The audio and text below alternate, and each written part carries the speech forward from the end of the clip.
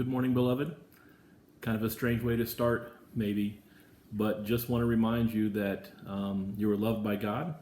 You are loved by Bethel Bible Church, and this is my first try at this putting out a video, so we'll see how it goes.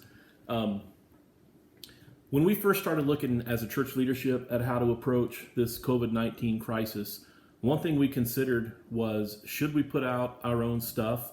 Like, should Pastor Don preach, or should we just direct our people to the myriad of amazing resources that are out there, that are available?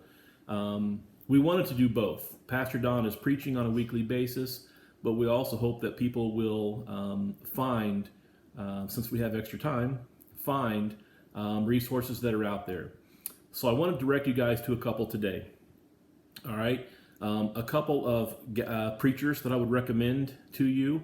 You can either access them on iTunes podcasts or other ways to get podcasts, or you can go directly to their church website. J.D. Greear, Greear. J.D. Greear is the pastor of the Summit Church in Durham, North Carolina. Would highly recommend anything he puts out. J.D. is a fantastic speaker, just an awesome man of God. Matt Chandler, a lot of you are probably familiar with Matt Chandler. He is the pastor of the Village Church in Dallas, Texas. He's an outstanding preacher. He's funny, just a guy you will enjoy.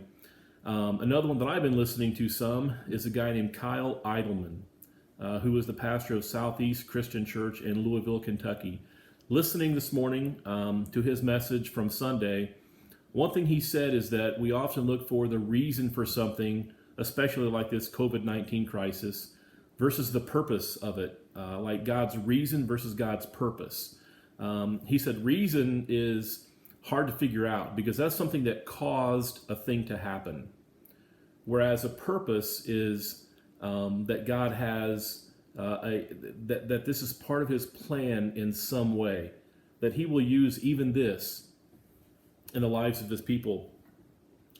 One of the passages that he pointed to then was Romans 8:28, and I'm going to read verses 28 through 30. If you want to pause the tape now so you can go watch it yourself, that would be good. But Romans 8:28 through 30 says, "And we know that for those who love God, all things work together for good, for those who are called according to his purpose.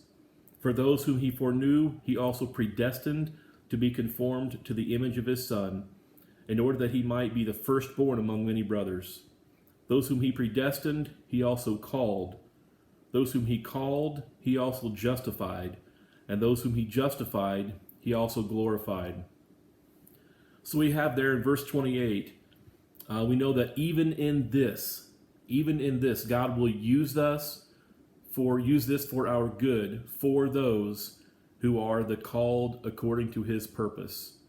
Not for everyone necessarily, for the good of those who are the called according to his purpose, for Christians, for his own people. He will use this for his glory and also in some way, at some point, for our good.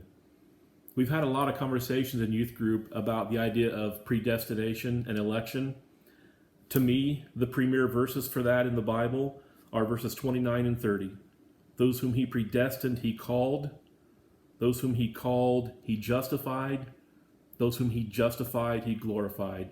So God begins the process, he reaches out to us, and he takes us along the road, and he finishes the process. God is good. Guys, hope you're doing good. Miss meeting with you, trying to figure out how to get some resources in your hands. Hopefully we get a little response from this. I've been trying to figure out what to do, how to do it. And so let me know any thoughts you have. Miss you guys. Love you. See you soon.